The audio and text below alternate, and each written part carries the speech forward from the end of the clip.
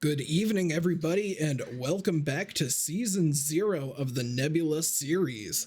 We've officially made it to Grand Finals of Season 0, and we've got some action-packed matches scheduled for the next 2 weeks. I'm your host, producer, and part-time caster Caustic, and kicking things off for us this weekend. Blackout Eclipse showed their strength in the regular season, finishing with the second seed in Div 4. But coming into this Grand Finals match, they're hungry to prove themselves as the true champions. But they've got a monstrous challenge ahead of them, as their challenger, Andromeda Esports, isn't only used to being the underdog, but thrives in that position. They've already taken down the first seed team, and now they've got their eyes set on becoming the champions of Div 4. And tomorrow, we're keeping the heat coming as Drop the Guns come into the Grand Finals, having not dropped a single map. The White Nova's impressive 6-1 regular season record shows they aren't a team to be slept on, as they're looking to dethrone the current Div 5 king and become the champions of Div 5. Now that we've covered our schedule, it's my pleasure to introduce you to tonight's casters. With all the hype surrounding these matches and a Grand Finals appearance upcoming for some of our members of the media team, I'll be stepping in as the shoutcaster for tonight. And our analyst for tonight's match, we have the team owner and captain for MSU Esports. Please give a warm welcome to our caster, Sign. Good evening, everybody. Super excited for the Grand Finals this week. It's been a very long season. Now we got the top 2 teams of each division, and we're gonna have cast the D4 teams at Blackout Eclipse and Andromeda Esports. So I'm very excited about this game. Happy to be able to see some good Overwatch today, and hopefully get as good as the Grand Finals we did last time with So not Grand Finals. With finals last time we had versus Leviathans and geez, I'm blank right now. Leviathans and Boostios. Yeah, Leviathans and Boostios. Yeah, that last game was amazing to cast. So hopefully today we have a really nice game going on with us. Yeah, and so I mean, very excited about that. I mean, and also new patch too. Yeah. So Freya got some nerfs, so maybe not much Freya. Hopefully. Yeah. Please. That's But true. We'll see. There was the hotfix patch that just came in. I don't know when it was released, but it definitely wasn't released too long ago, because I'd already seen people talking about it when I was getting stuff ready for the stream tonight. So it's gonna be interesting. I mean, Andromeda has already taken down the first seed of Div 4, Izanagi, in a really nice matchup that we saw. So, you know, they're definitely ready for the fight.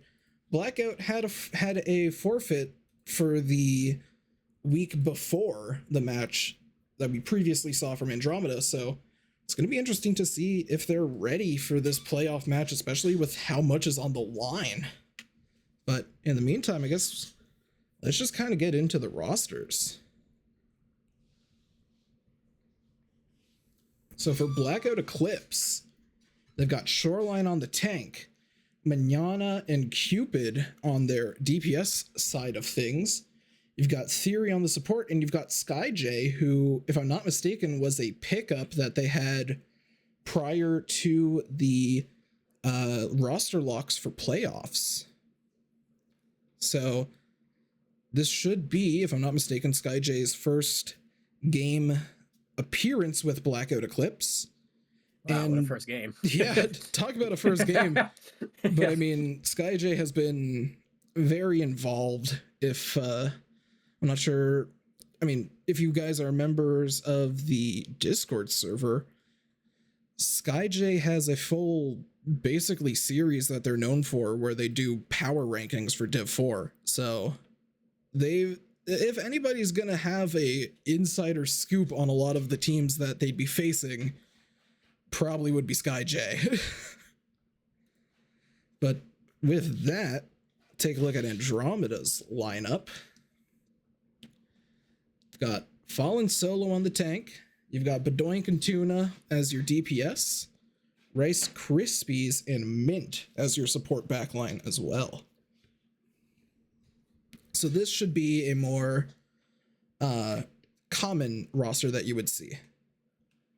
You know, this is a roster that we've seen fairly often for Andromeda. So you know that, you know, all of these guys have the teamwork. They're all used to each other. They're all accustomed. Whereas with SkyJ, with Blackout coming in as their first time playing with the team, at least in the Nebula series, maybe you have some questions about how they're going to work together as a team. But I mean, I guess we'll wait and see. Yeah. I did see that we have Winston on both tank side here for both of these teams, so maybe it's just a mid dive. Yeah, Love to you like never to see know. that. Yeah, you can see North map, which we think we will be again. Li Jing. Yeah. Yet again, classic Li Jing being first map, very open, very flexible, play a lot of comps in it. Mm-hmm. Very popular map. Comfort pick too, because Li Jing's was the OG maps all the way back in 2016 Overwatch. Li Jing was still a map, so map everyone's used to playing. Yeah, and I mean, even at that, everybody in Nebula plays it too, so it definitely is a comfort map pick for both teams. They've basically been playing this map the entirety of the series, so if anybody is equipped for this, it's both of these teams, really. Indeed. So we're gonna see coming in here, you do see the Winston from Shoreline, who's now switching over to the Hazard. Just at the mention of it, now going to Ball. You do see the Freya from both teams. You actually see the same DPS lineup for both teams, but I mean, that is given to Switch given the sim TPs, but basically almost identical so far, minus the tanks. Might as well take the opportunity to mention as well that, as always, it is Shoreline's birthday today, so talk about a birthday opportunity in GrandFinals, and it's basically identical lineups minus the tank. Yeah, not really surprised to see Freya still. The Freya nerfs weren't too bad. She's still looking two-shot heroes, so I still think they probably still value that on the side of both teams here. So we are seeing this Freya mirror. True. So early on here, Andromeda is going to have most of the space control over the control point right now, as it is just unlocking now, but Cupid's going to take down the Freya from Andromeda, and that's going to give them a bit more of an opportunity to try and walk in here and get some more space back. Shoreline's going to jump in, use the bubble, give their team a little bit more of a safe spot to get into the fight, but Doink is slowly coming back on the Freya here, and is going to be looking to potentially try and flank off of the space that Blackout Eclipse has just gained. First target's going to be Manana, not going to be able to take them down just yet. SkyJ is going to fall low, but they are going to be able to kite back and live. Cupid for the side of Blackout Eclipse does already have the ult in play, and the control point is going to flip over to the side of Blackout Eclipse. The ult is popped early. Rice Krispies is going to pop the beat of their own. Theory's going to follow it up with their own ult, and Theory gets a boop kill onto the other Lucio. So a Frogger crime is committed in the GrandFinals matchup. Shoreline 12 HP and a dream, and they're going to live. Now Mignana's going to try and chase out Tuna, but they're not going to be able to get the kill, and they're just going to have to kite back with their team. And now it's just going to be a challenge of how much space Blackout Eclipse are going to be able to control until Andromeda can potentially try and get back into a fight for the point. Yeah, they also have a pretty good fight from Eclipse there. Andromeda forced off the point because of the peril here. But do you see got the blade coming you've in? got both Kitsune rushes, but Doink is going to fall to the blade. Manana does try to find the Kiri, but is going to be able to, the Kiri is going to be able to kite out. You've got a line of battle here. The TP is not going to be able to save Mint just yet, but Shoreline is going to take the opportunity and try and just fight on the point. Very close to the primal rage of their own, but Doink is going to pop the ult, trying to take down Shoreline. Shoreline is going to fall before they're able to actually use the ult.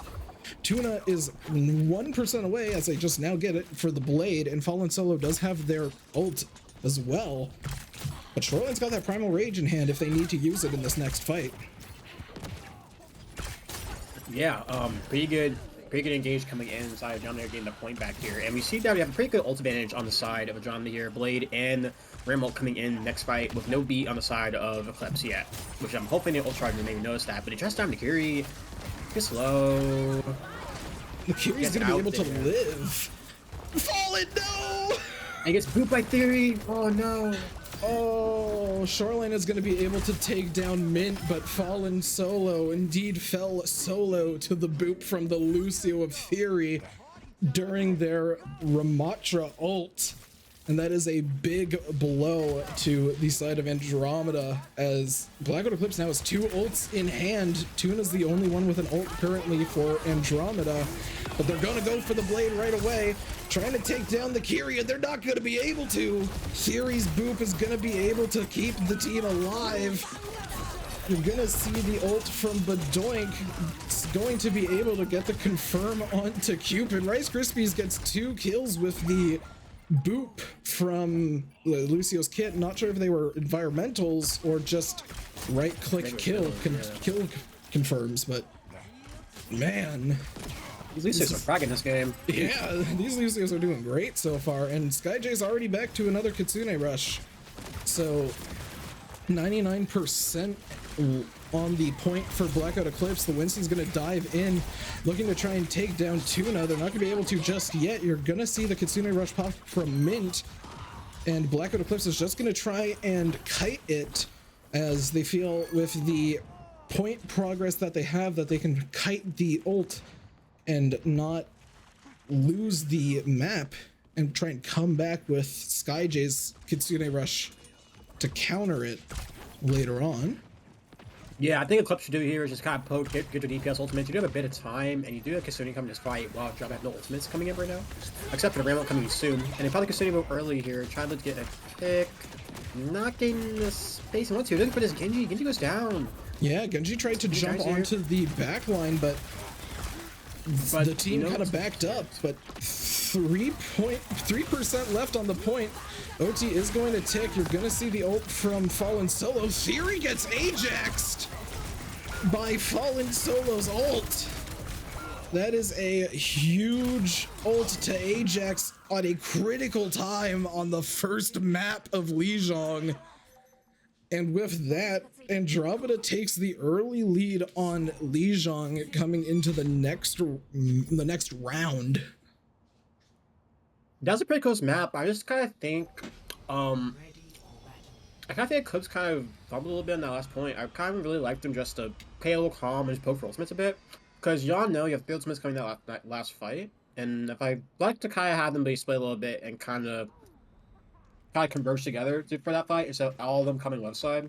Because I feel like the DPS are able to flank around and able to poke them for the ultimates. That might have been a lot different. Instead of kind of forcing it into Ram, because you don't want to force into a Ram comp as Winston, which they are trying to go for Ram swap for this reason. And let's see how they adapt. Depending on the hero pick, yep, that's gonna do it. We have a mirror comp matchup for the second round of Lijiang. Early on here, Badoink is going to get 30% to their ult charge. But Andromeda is going to have most of the space so far on this second round of Lijiang, as the control point is going to flip very soon, and they're going to have Tuna there just to be able to flip the control point early onto their side. Fallen Solo is going to go into the punches form. They're not going to cancel out of it just yet, looking to try and get as much value as they can with that alive as long as possible. Shoreline is on the punches side of their own, but it's slowly coming out now. And now they gave up a little bit of space, but they're going to be able to find a pick onto Theory, which is not going to... Oh! So Fallen Solo, with the help of their teams... with the help of their team, gets to imitate a prime Mike Tyson there, getting some final punch blows. Yeah, just quick and easy fight inside of Andromeda, knowing the fact that everyone's low HP, they have point anyways, and they decide to play the aggressive and get the rest of the kills. And I love the Kitsune rush here comes inside of Andromeda. Just for both of them. Just aggression, and there's 2 heroes already dead on the side of Eclipse, and that Kitsune gets no value. Yeah, so a Kitsune for a Kitsune is not going to get the value that they hoped for, as Andromeda was able to come out of the fight with not only the team win, but not many casualties at that. And Fallen Solo has their ult. You've got the beat to sustain in case Shoreline pops their ult as well. And they're trying to rotate here, try to get through, but they see his rotation coming. And looks like they kind of go in the back line, and they pop the Frey ult, but Ramsey's in the back line as well. Fallen is going to fall. Shoreline just gets the ult for themselves. They still have a good amount of time left. I think, oh no. They're not gonna come get members. Okay, it looks like they're trying to engage this fight. They should probably get point here for sure. Because this fight is I think they're gonna try and shift over with the space to just try and get the point here. Shoreline does have the ult. They are gonna pop it. Theory has the beat if they need to pop it as well. Rice Krispies pops the beat of their own. So Theory has a great situation here to just use a better beat and keep their team alive, at least confirmed. Tuna is going to take down SkyJ, but is going to get found out by the Lucio, and Cupid's going to be able to get the final pick, at least, as Theory goes back to kite SkyJ in the process. But Andromeda almost has both of their DPS ults. Theory does have a beat to try and counter that, though, and Freya ult is not necessarily a huge kill confirm ult. It's not an insta-kill type ult like you might see from the Blade, so speaking of the Blade, it's gonna get popped. The beat is going to get used from it, and the Blade is not gonna be able to find a target. Mignana's gonna pop the Blade of their own. They're gonna take down Mint, but Mint's gonna be able to pop the Kitsune Rush before they die. Shoreline is gonna help clean up the fight that Mignana was a part of, and the rest of Andromeda is just gonna have to kite back off of that. And we do have Kitsune on the side of Eclipse here, and they have no ultimates. I would like to see Eclipse do the same play. I think they're giving Andromeda a bit too much space here. I feel like they should kind of go aggressive in this Kitsune Rush, knowing they're pretty low ultimates. But they are letting them get to take the space here, and they're Fallen Solo's going for the punches, trying to find a target to take down. They're gonna take down SkyJ, but Lucio's in a really bad position here. Fallen Solo's gonna be able to take them down as well. But the ults are gonna take down the rest of the team. Rice Krispies is the only one left, just trying to stay alive as long as they can. They're gonna get taken down. Great big shatter on Lucio. They're not gonna lose this last fight. Ooh, so now Bedoink's gonna switch over to the Tracer, trying to just stay alive to touch. You're gonna see the ball come out from Fallen Solo, but they're gonna get booped and not gonna be able to contest. Much better job on the side of Eclipse there. This point, I kind of think they're taking advantage of the fact that Andromeda's a pretty aggressive team. They seem like they really like to take the tempo. And that last fight there, you kind of see that Andromeda just kind of pushed in and take the space. And my first thought was, when you have Kitsune and you have not too many ultimates, you kind of want to play aggressively, knowing the fact you're low on ultimates. Because in Overwatch, if you have an ult disadvantage, or you know you have an ult disadvantage, it's usually better to play the fight faster than just kind of waiting for the team to come to you. So my thought was a kind of a blunder, like, oh, I think they should have probably used Kitsune earlier. But Andromeda kind of pushed a little too deep to get the pills, and then Eclipse really get the value of the Kasuni there, so they were able to win the last fight. So I liking like Eclipse are doing here. So here's a question. I was gonna give you a hypothetical here of, if you're either of these teams where you've used that sim TP off of spawn that fast for all the other points, do you hold onto the sim TP a little bit longer to TP just onto the point so you confirm that space control early on? It doesn't look like either team are going to use it, as Fallen Solo's going to get taken down early from the punches of Shoreline. And Shoreline in this punches mode is just going to try and look to take down the rest of the team that they can find and get the control point flipped over to their side. Yeah, great fight. And it's your question, I would say no, because if you're that far away from spawn and you're not trying to go Symmetra, it's going to take you a long time to get back to spawn to take your hero. The main reason why you do that on control points is so that your team gets there faster, such that you're still in your spawn switch your hero to go someone like Tracer or Genji, or someone that has more ability to get to your team faster. Okay, so fair enough. That's why I probably say nah, unless you run the same competition. But we do see here that John trying to engage here. Faculty is really low, and they do trade DPS. Yeah, they trade DPS, but it's a Freya for a Genji, and Mignana is going to be able to play with Shoreline here and try and build up this Blade as fast as they can. They've already got a lot of Blade progress, which is going to be dangerous if they can pop it in a fight here early on and seal the deal.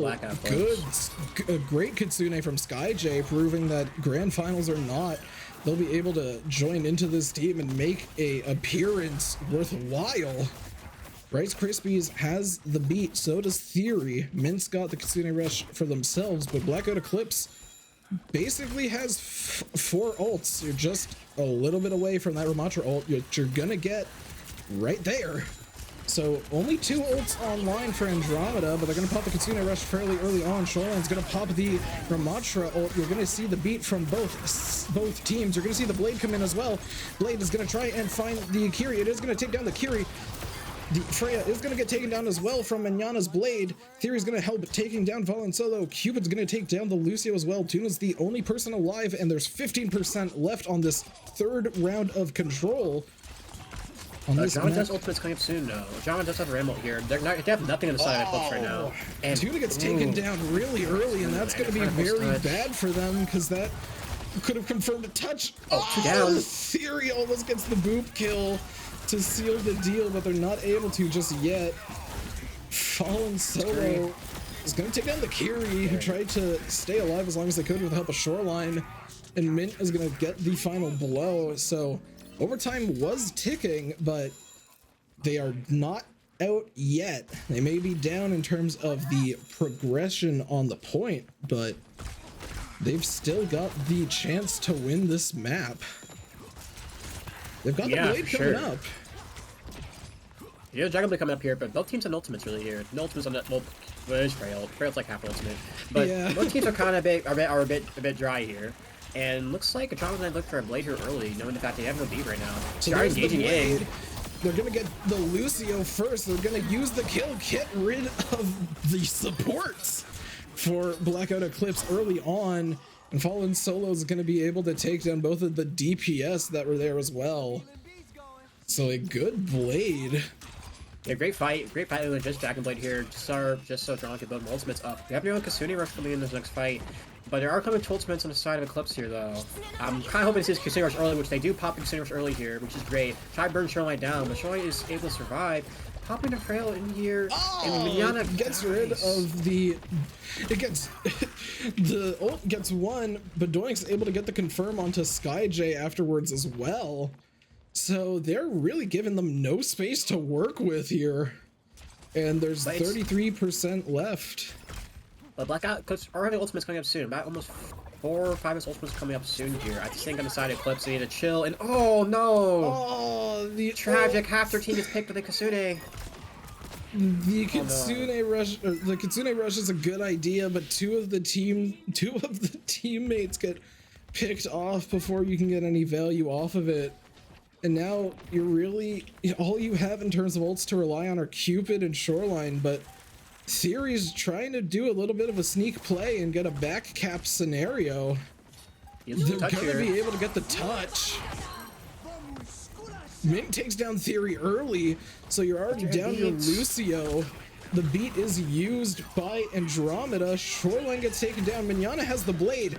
They're trying to slice and dice to keep their team alive. They're not going to be able to get a kill off of it, though. Cupid is going to fall, too. The Lucio cannot touch. And Andromeda takes map 1 in a close game. That was a really, really close map. Really close map there on the side of both teams. I think both teams played pretty well with the aggression there.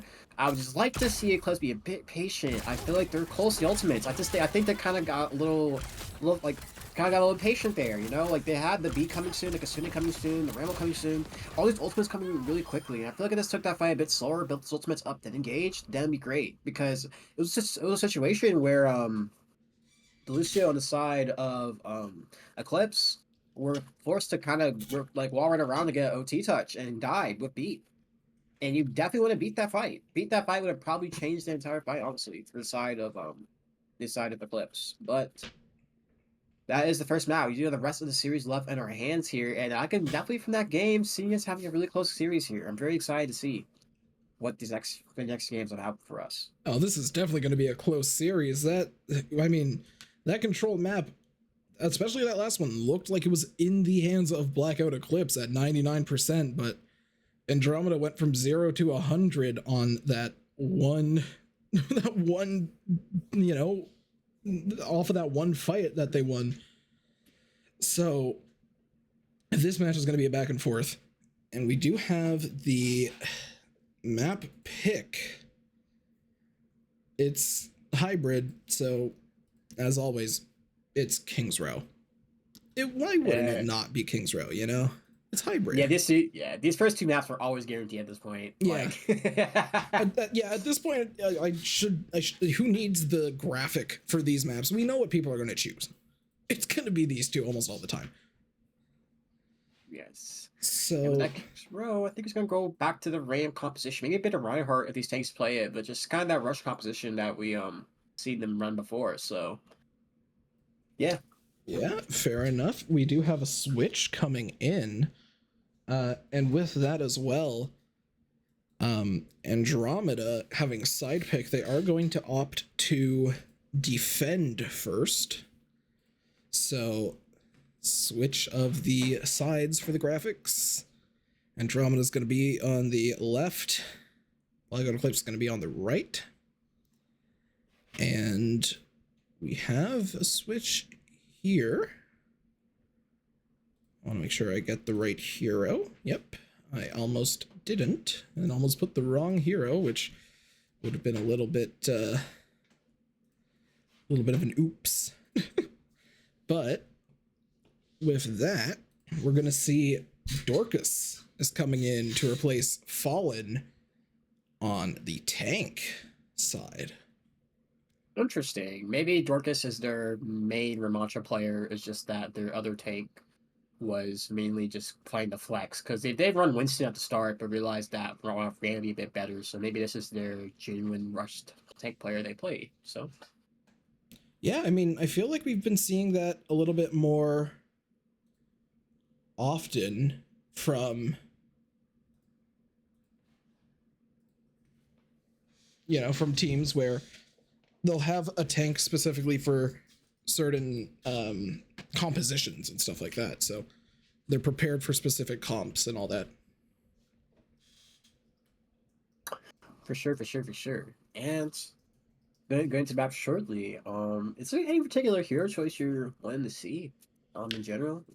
Well, it's hard to say, because you know, you have a new person coming in for tank, so you don't know if you don't know what tanks you're expecting. I find with King's Row, a hero that I like to see a fair bit, which can work with a couple tanks, is Mei on Mei on defense.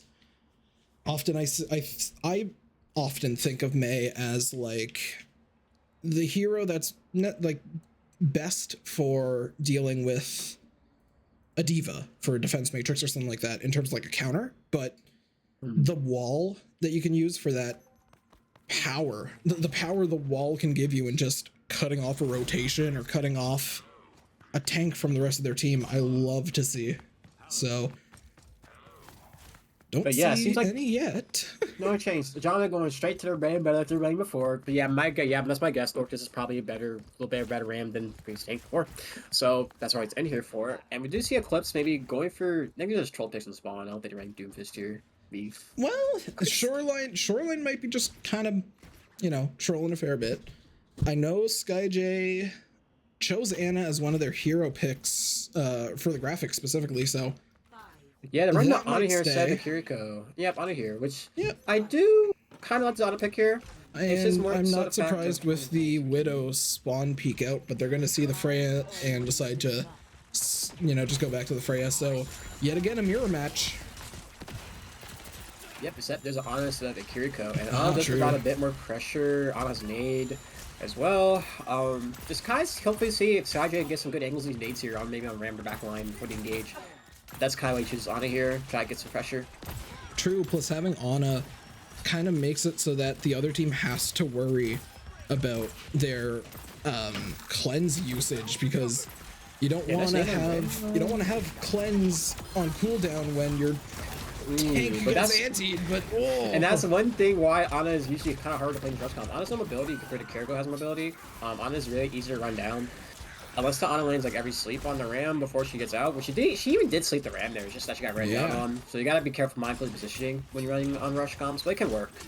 But a little bit of a tough situation, because Rice Krispies did get taken down in that fight, so Andromeda does not have the ability to speed out of a fight if they need to, but it doesn't look like they're going to suffer too much from it, as the Lucio's currently taking a little bit of a nap, and the side of Blackout Eclipse is not going to be able to charge in on them and make them back up too far off of that, so kind of back to holding these primary positions, but no ults have been gained yet from either teams, and I feel like that's going to be a deciding factor here on and Andromeda does a Kitsune rush here. Oh, they do. You're correct. They might think about engaging with that. And the Doink gets really low. Takes down the down. Doink. They're going to use the Kitsune rush, probably just to sustain here at this point. Dorcas is going to get antied, but the cleanse is available to keep them alive. Cupid's going to take down Mint, though. Tuna's going to get the right click onto SkyJ, so you don't have the Ana as a concern, and for Blackout Eclipse, they don't have any of their supports online either. Andromeda loses their supports as well. You're going to see the ult from Cupid. Tuna and Bedoink have their ults, but percent of the point progress is ticking. Theory gets Ajaxed off of the blade by Tuna, and Tuna finds 2. And that blade is going to save the point from flipping over to Blackout Eclipse. Oh. Yeah, that's unfortunate. I would want to kind of see Eclipse run a bit and use Viper ultimates to secure the fight. I think the Blackout Eclipse kind of thought the point was kind of in control, but the blade from Tuna is doing just to clean up the fight there. And Theory got Ajax sadly before he able to get the beat off. And so now again, it's like only a minute left, and now John have ultimates to use. Beats, Ramolds coming in here, and they look to probably use those. Shoreline's gonna pop the ult early. They're fairly low. Dorcas is gonna pop the ult of their own, probably trying to take down SkyJ, which they do, and that removes a good combination that Blackout Eclipse could have been trying to keep their bets on, as they're gonna get a stagger on Cupid at the end there. But taking down SkyJ in that situation removes the Nano Blade as a concern.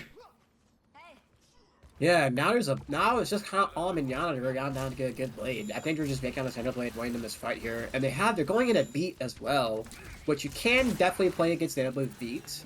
It's just that if Rice Krispies uses this blade right, and look how they're engaging with it. They pop the beat, I'm engaging. You've got the Nano Blade in hand. They're slicing and dicing. They're not able to confirm a target though. Rice Krispies is antied, so point progress slowly ticking.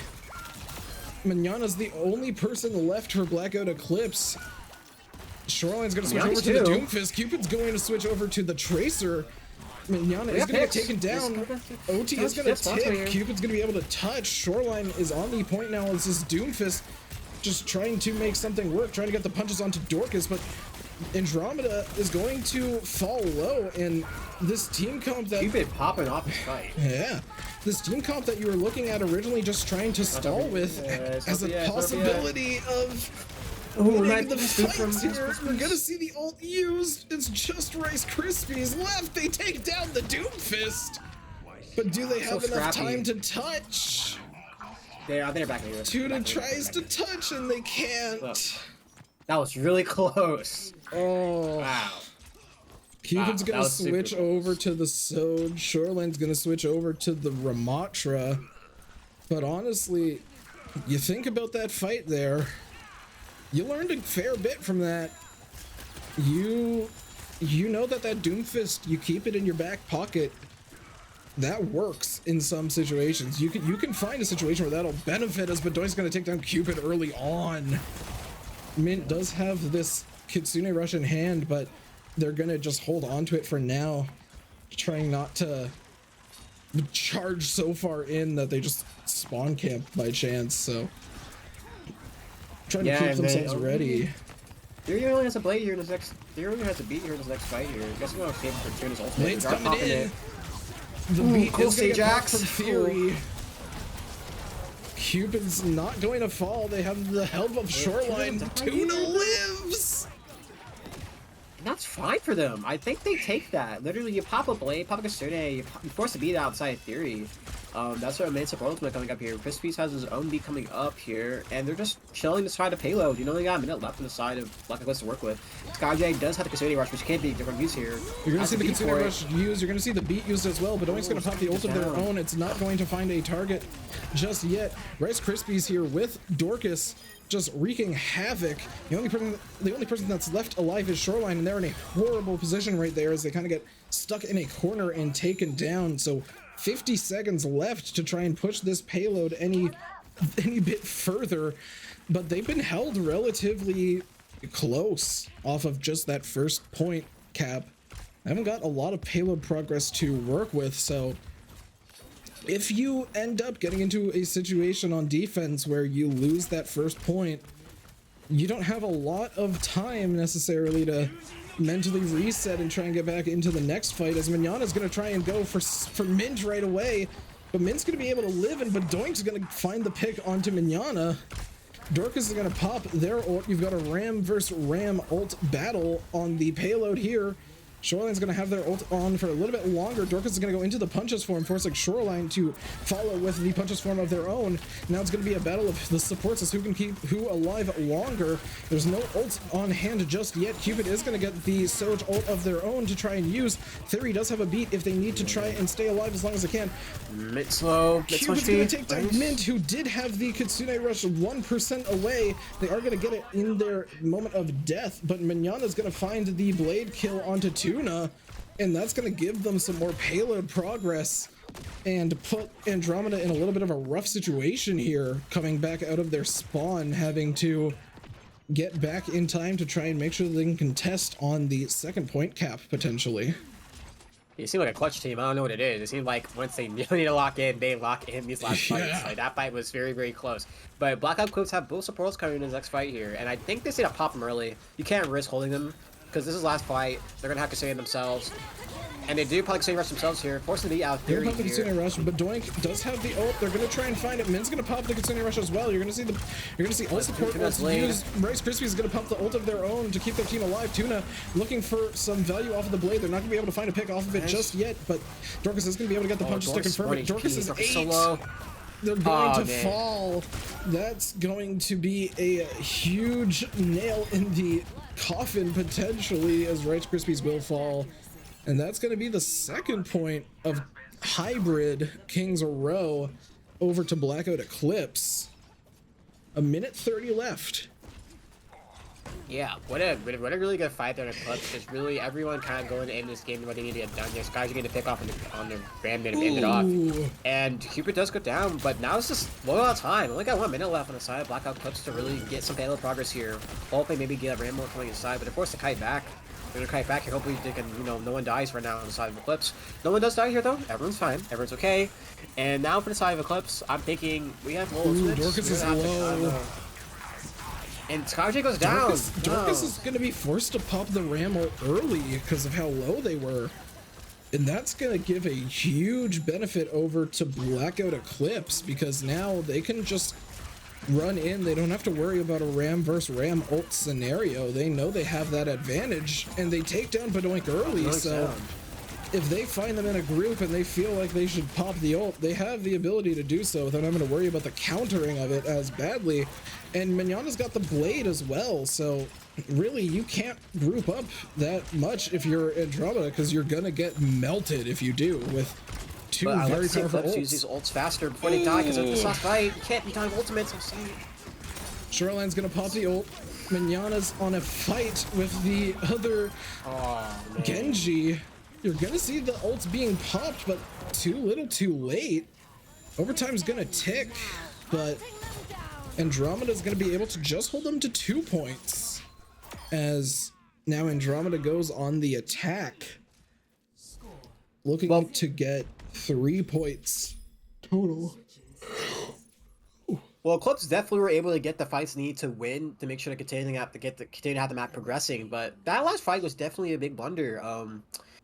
They just didn't play that fight fast enough, in my opinion. Like, they had almost 5 ultimates that last fight, and they just didn't engage. Like, you should never be dying of ultimates in Overwatch, and it's really rough there that Cupid dies and is not able to overclock.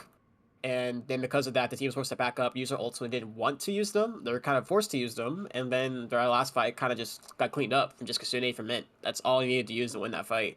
So on the side of clips, I like to see just a bit more aggression. Like just when you notice it's like kind of like that last fight scenario, or it's about to be overtime, or you know the team's backing up at their low ultimates, just play a bit more aggressively to force some stuff out of them. Because you are attacking and you have to make sure to use your ultimates, because it feels very bad to have 3 ultimates and die with them. Like literally, they didn't get almost 3 ultimates in the end on the side of clips they could not use because they all died before they got a chance to use them. So, hopefully, the Cubs with clips are realizing that they need to be a bit more aggressive when it comes to ult usage and aggressive when it comes to play.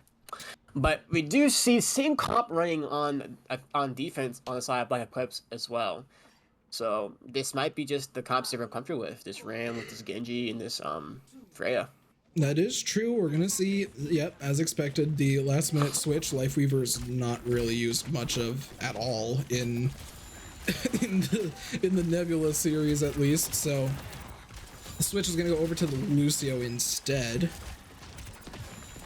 We're just gonna have a poke battle to start off, as always. Looking for, both teams are kind of just looking for an opportunity to dive in and kind of cause some chaos, waiting for that perfect moment to make some damage happen. Yana's gonna get hit with the right click off of Bedoink's Freya, but not gonna be able to get low enough for a kill. Mignana's gonna find the melee onto the Freya as well, and that's gonna start the snowball of a fight. Dorcas is not gonna be able to live. They did not have the ability to pop the shield in time, and now they're all gonna have to kite back for now, as they prepare for the next objective fight, or their next fight, to try and get to the objective again.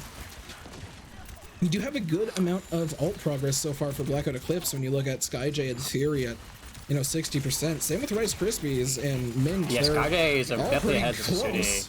And Theory gets brushed down. Tuna gets the blade kill onto Theory. Cupid finds Tuna as well, but Bedoink gets the follow-up.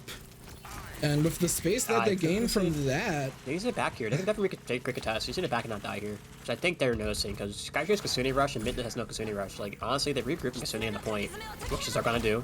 I'm gonna see the Kasune Rush get popped, just trying to get the fight going back to their side. You're gonna see the boop from Rice Krispies get used. Try to just kind of remove any space that they may be able to gain. Tuna's gonna fall. Mint's gonna pop the Kitsune Rush of their own. You're gonna see Theory pop the beat as well. Rice Krispies is gonna pop the beat as well. So now we've got a full-out battle for the objective here. You've got Rams is here, so it's unit. They're good looking from the back line. Now forcing the back. Get the cyber kills, Mint to slow. There we go. That's the fight that Blackout looking for, and get all the heroes they want. Great. Yeah, that's a good ult usage, but Dorcas does have the Ramatra ult to use as well for this next fight. Mignana's got the blade.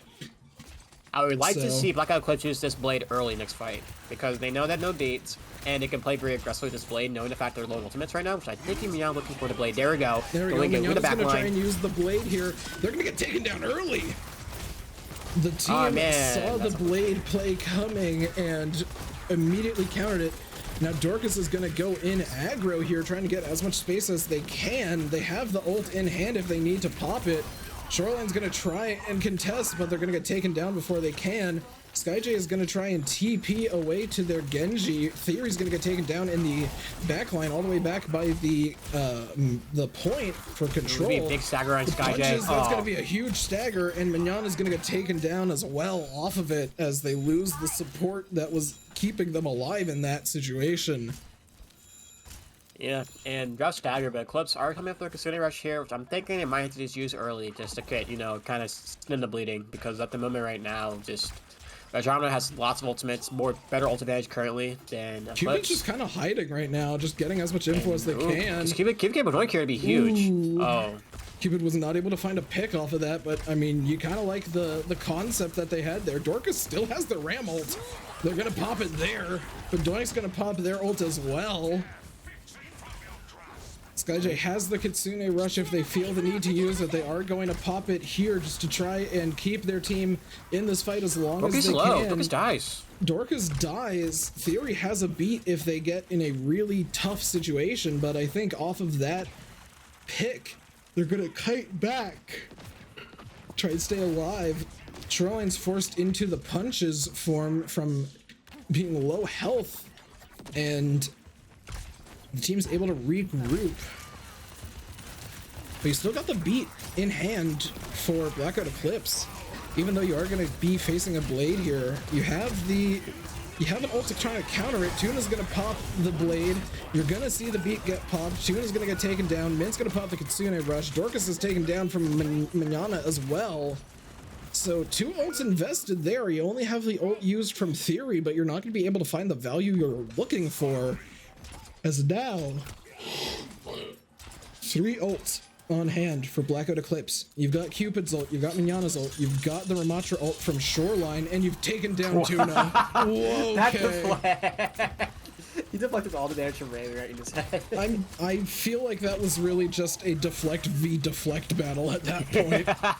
And Mignana got the victory. That was some Genji ball play. And Andromeda are a bit low on time here with just kind of a beat to work with, and the Blackout Clips have, again, lots of ultimates. I like to see them maybe play a bit aggressively here. You're gonna see both ults. Fortress go out here. Took down Shoreline though. But the rest of the team is going down. Yeah, this is going to, with those picks, Andromeda's basically confirmed to get the second. But maybe if they get out here, they can definitely get another team fight made here, maybe. But they're looking to push all the space really here, but I think maybe they can force a fight. No, never mind. They're not gonna be able to force a fight, but Dorcas is gonna get taken down. So that is going to this is definitely holdable. 2 minutes, good minute ultimates here. It's definitely holdable. So with Dorcas falling in that fight, that's going to put a wedge in the payload progress that Andromeda was gaining. But with Dorcas coming back into the fight with the Ramatra ult in hand, you've got basically a equal ult battle coming up. You're going to see the Kitsune Rush popped early from Blackout Eclipse.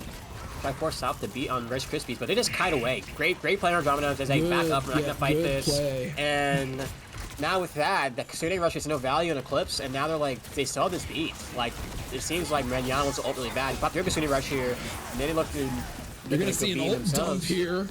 The beat used to make sure they stay alive. Manana's blink here. Manana's not able to pop it. Manana gets taken out before they can pop the blade. Oh, here's some top getting low. Cupid. No. So you've lost both of your DPS of a fight where you used so many ults and invested so much. You're not going to be able to live. This Dorcas is going to get taken down. And now... And with that, look at the ultimates.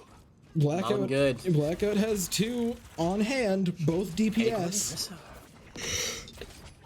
And Arista pick on the side of Andromeda here, thinking, I'm guessing just to get some point control. I'm guessing he wants to just have Arista just be in here, be a unit and survive as long as possible. This first pick is definitely interesting, but they do have both DPS ults. Also, they do have Spear for this Genji. Maybe they're thinking that, there it is, get into the back line. Mint gets a good TP in, no dash on the side. Oh, he's hiding the blade. Miak is no, quick deflect. Oh, the deflect.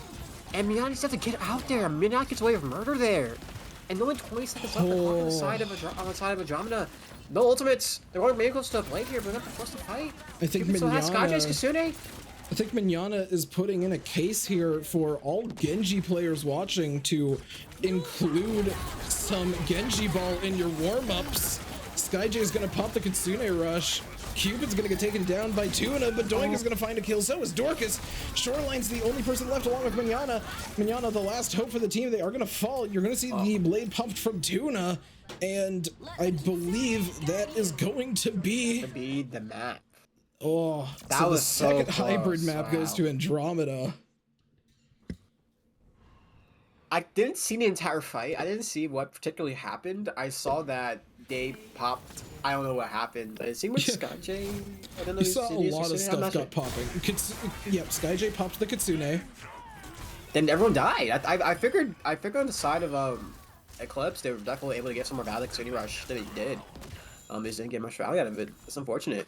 Really close map from both teams. Really just pushing it over the edge. Definitely come in either or's map, but the side of Andromeda were able just to get the picks in the end that period next fight. And now for Eclipse, like that's their map pick. King's Row was the map pick they're hoping to win and did not win that map choice. And now the Dally coming up with Flashpoint here, and maybe to change things up. Flashpoint, if they're already Servasa, which I'm expecting because New York City sucks. If they're running Servasa, we could see a bit of Winston coming in from these teams, because I did see them try to run Winston Mirror at the start, but they realized they didn't want to Winston. Sorry, my bad. That's all right. I forget what the teams ran Winston. I'm trying to remember. my memory's bad. But I'm thinking Eclipse were trying to first run Winston, and we do see the Servasa. So, yeah, okay. Servasa was expected. I will say, worth noting, for all of playoffs and grand finals, Bio Break is after Flashpoint. Makes sense, yeah, because it's so long. Yeah, I feel, however, that having that Bio Break right after Flashpoint is actually going to help a lot of teams, and I'll tell you why. We've seen it before where Flashpoint specifically is so momentum based and it is focused on, like, momentum can switch so fast. We've seen it before where a team can go on a Bio Break, come into Flashpoint, win the Flashpoint map, and have that be the turnaround point for the entire match, where that one victory on Flashpoint gives them the momentum boost they needed to turn the series around for them. But now, because you've got that bathroom break after Flashpoint, that's going to become a question of, is it going to have the same value if you win this like it did in the past? Because previously, hey, you just came off a bathroom break, you body them, you've got a chance, just take the momentum and go with it. Now, even if you win the match, they've got a Bio Break, so they have a little bit of an opportunity to just kind of sit back, go on the Bio Break, mental reset, and come back strong for the next fight, the next map. Yeah, I do agree with that point. That Flashpoint can be very, very snowbally, because the points kind of tick really fast. Like, I think you get 2 fights max per point, maybe third if you really rush it, but 2 fights max per point. If you lose both those fights, it just gets really hard to win, and then you have ultimates and everything else, and so Flashpoint can be a bit snowbally. So I do see that with this map, Ajama might continue the momentum coming into this next map. Really got 3-0 to start the series, because that would be a really, really big rough spot for Clips to be in, to be down 3-0 and have to reverse sweep 4 maps in order to win the series. That'd be a lot. Yeah, that would be tough to deal with, but it's not unheard of. We've seen a reverse sweep before. I don't know if we've seen a reverse sweep on a stage this big, I guess, would be the right way to say it. I don't think we've seen a reverse sweep where the things at stake are so, there's so much at stake for a team. Yeah, I mean, we do see no swaps, so Drama goes stick with Dorcas. I guess, keep it going. This is working. No need to change anything. And we do see the heroes, the Arissa on the Dramina. So, and we see Mana. We know, at least I say we know, but we don't at this point, because originally I was just going to say, Lifeweaver's never played. Lifeweaver Arissa is one of the few times where you might see a Lifeweaver get used, and it's just because of that pull thing that you see with an Arissa on the ults. But you are going to stick with the Arissa, which I don't hate. It'll be interesting to see. Normally, you expect a Queen comp coming into a Flashpoint map, so maybe you go Arissa with the plan of, all right, well, what can we do to counter a Queen comp? But you're not dealing with a Queen here. You're dealing with Shoreline's Ramatra. Yeah, kind of like traditional rush we've seen before, and I like the Tracer pick on the side of Dramina here, just kind of stress it back on a bit more, especially because their competition doesn't really do well with Tracer. Like, maybe Lucio could boot back and deal, but like, no hero wants to kind of look at Tracer much. So yeah, that's true. I do like Tracer coming in here. And that's going to be a big thing, though, for these teams, is just the fact that, like, you guys have been mirror comping for the last 2 matches as Dorcas misses the spear. All of them are low. All the heroes are all very low, and Tuna has the opportunity to try and follow up on a pick here. Rice Krispies is going to take down Cupid, and Tuna's in the back line here, putting some work in. Shoreline's gonna go punches mode.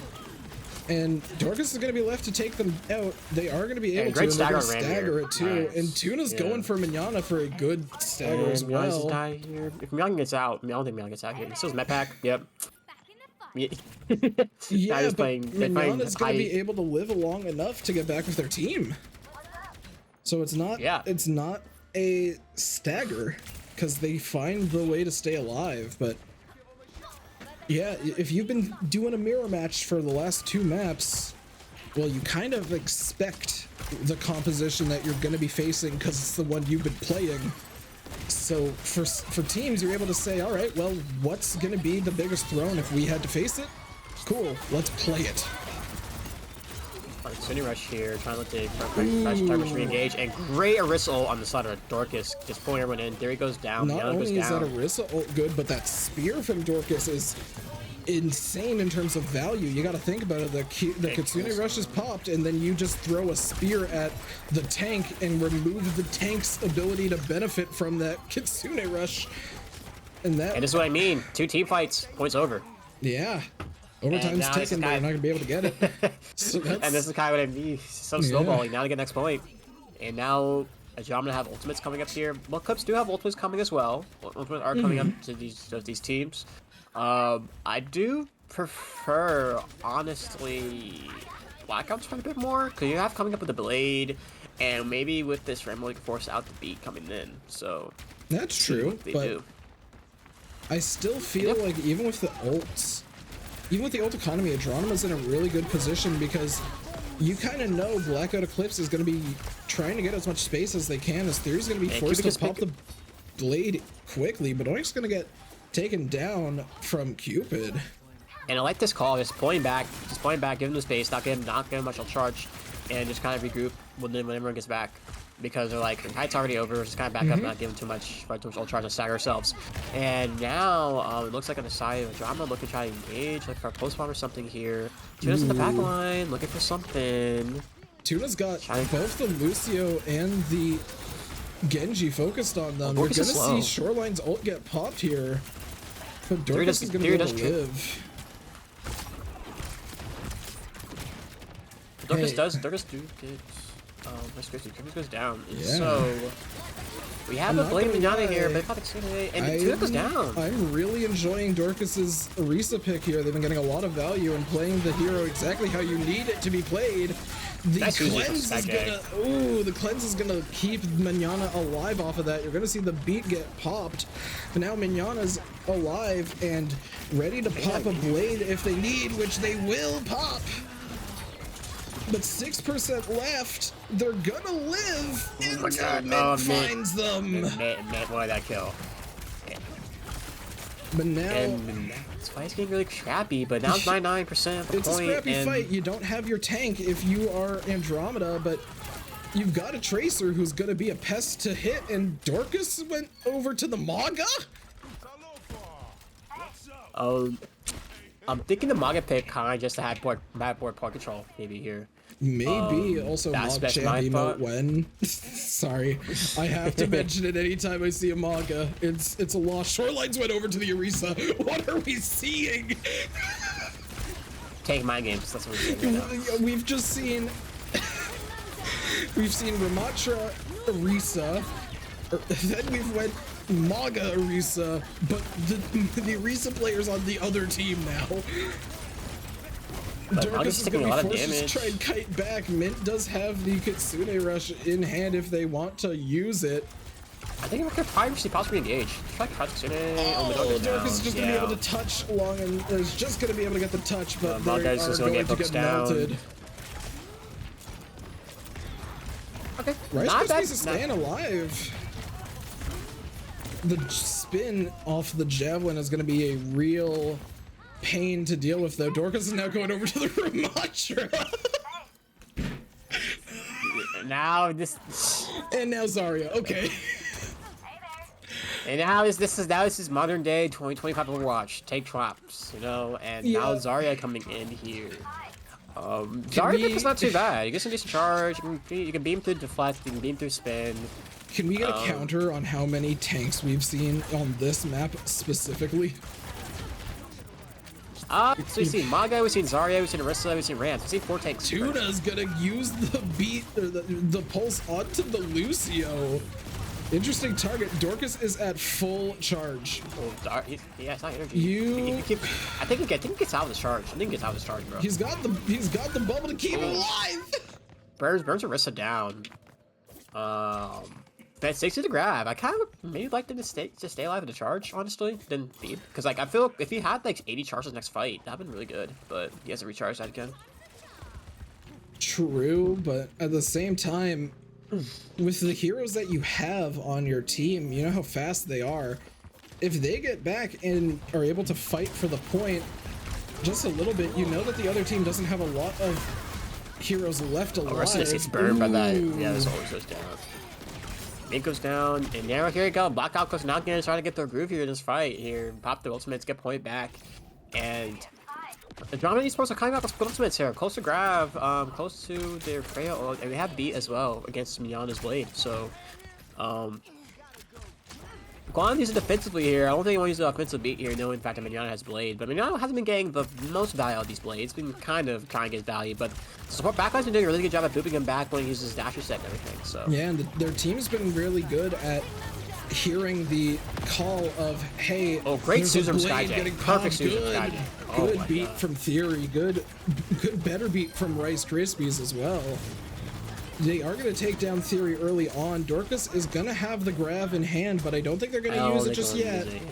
Don't use it for the staggers. They're already kind of backing. Well, Suzu, I mean, it's kind of juicy, but not. He's coming back. No. You gotta keep it.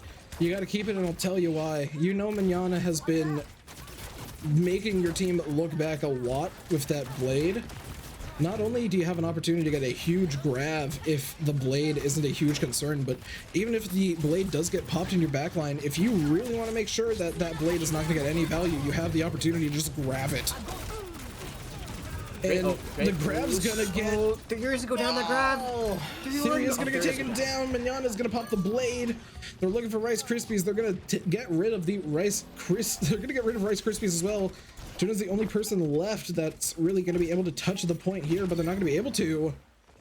Min gets taken down there. 2-1 for Blackout Eclipse on this Flashpoint map. I'm still taking the Zarya inside of Drama. I guess I don't think Zarya's gonna get as much value as they like it to be, but they're still gonna keep going with the Zarya pick here.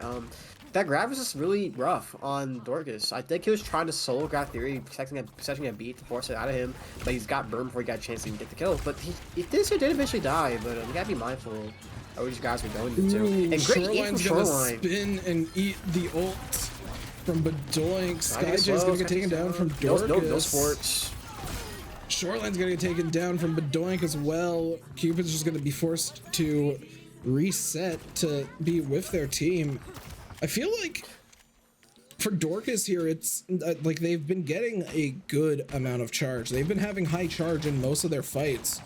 So I feel like for them, it's just a situation of if we can get a point where we feel comfortable, we've already got the high charge to work with, you know, we can turn this around and, you know, make this a big challenge, but nice taken down. Shotgun's been really outplayed for side for Dorcas too. Shotgun's Dorcas down. And Shoreline's got the ult. They're gonna take down the Lucio. Now Shoreline's get out here. Yeah, Shoreline's gonna kite off of that. And now Eclipse, they're coming up their own beats, coming up their Orisa ults. They're gonna have grab soon though. I'm thinking Theory probably knows that Zarya's supposed to grab, so he's probably not gonna beat offensively here at this point. But they are Rice Krispies pop the beat early. Tuna's gonna pop the pulse. Dorcas takes down Theory. Dorcas takes down Skyj. Shoreline's gonna pop the Orisa ult. Hey, it's only a touch though. It's only a touch. Can anyone touch? No, you can't touch. And now kind of a waste of Orisa. I'm thinking Shoreline used that ult to switch maybe, because that Orisa didn't get much value. What is he gonna switch to? He's gonna skip this Orisa? This Orisa hasn't been too good either. The ult didn't get the value you wanted. They're gonna switch over to the Ram. But you're in a little bit of a tougher situation here, switching over, because you've got that grab that's on hand still, and Mint's 3%, 2%, 1%. And honestly, on Dorcas, he does not need a Rush. good. He's not need to get a big grab. If he just grabs Lucio, the fight's over. And if he I does think he's get looking, a but big grab, she is. She's looking for. And but there's the guy's looking Doink's for. ult is Great. gonna get the value that they might have wanted as well. Wait. Oh, did Theory get Ajax? His ult's gone. I don't see B. Ooh, Theory might might get got him free. Ajaxed. I'm not getting Ajax to grab. I'm not seeing the grab HP. So I just see it on B. And Dorcas But- is now over to the Orisa, so early grab was part of the switch, but it also got some good value for them. That's We're gonna see the Kitsune Rush from both teams. Do not let him cap here. We should not let him cap, which is good. Tuna's gonna take down Mignana. And there goes down. Tuna's also got a pulse on Ooh, hand. Tuna's pulse bomb. So that Tracer's now a bigger threat than you would immediately think off of the eye.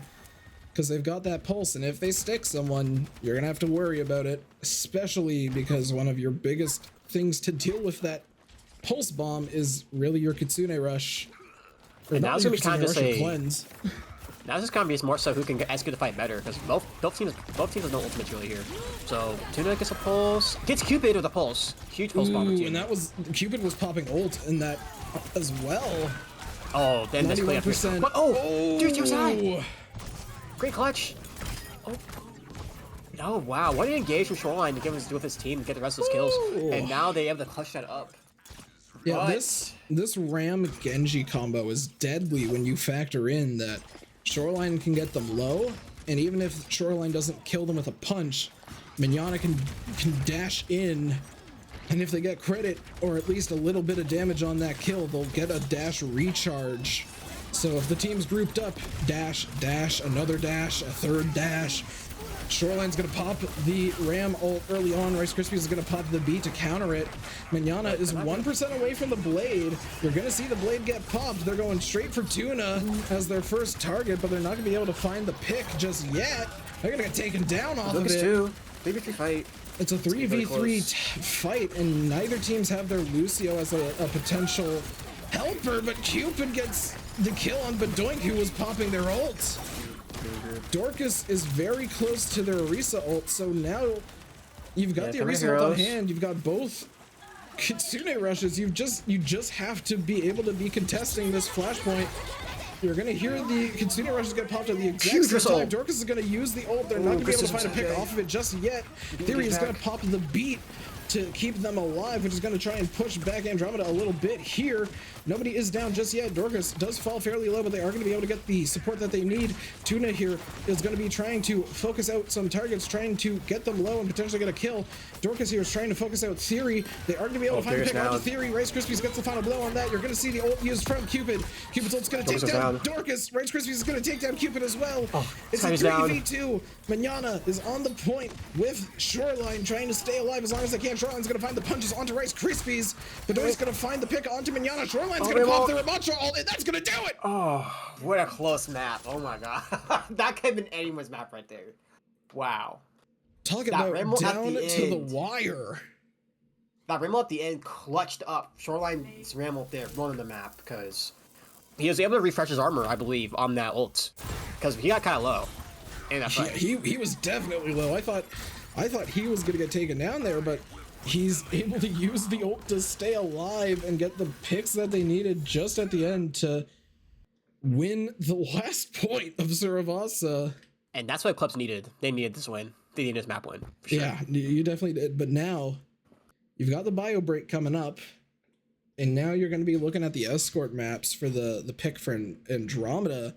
Blackout Eclipse is going to have the side pick coming up too, so we will get those picks when we come back from the bio break.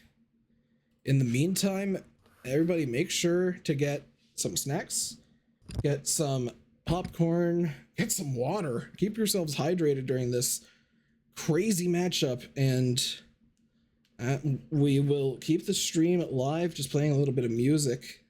But when we are back, we will have the escort map, and we'll be getting into that shortly after. So for now, use the bio break and don't go too far. We'll be back in just a bit.